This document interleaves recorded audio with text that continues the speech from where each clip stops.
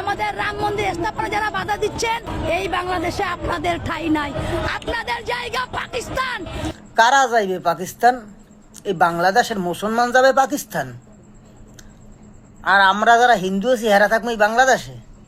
হ্যাঁ, এটা কি সম্ভব? এই কান্ট্রিটা মুসলিম কান্ট্রি, হ্যাঁ করে আপনি পাকিস্তান যাইতে কন? আপনি যাইবেন কই? আপনি ইন্ডিয়া যান। আপনি তো ইন্ডিয়ার দালাল, ইন্ডিয়ার এজেন্ট। আমি ঊর্ধ্বতন কর্মকর্তা যারা আছে তাকে দৃষ্টি আকর্ষণ করছি, এই মেয়েটার, এই মহিলার নজরদারিতে আনেন এই মহিলাকে।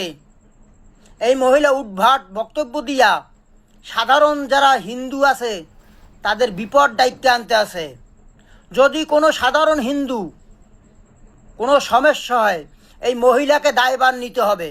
কারণ এই মহিলা যেভাবে বক্তব্য দেয় তাতে মুসলমান ক্ষিপ্ত হওয়া স্বাভাবিক, হতেই পারে, এটা মুসলিম কান্ট্রি।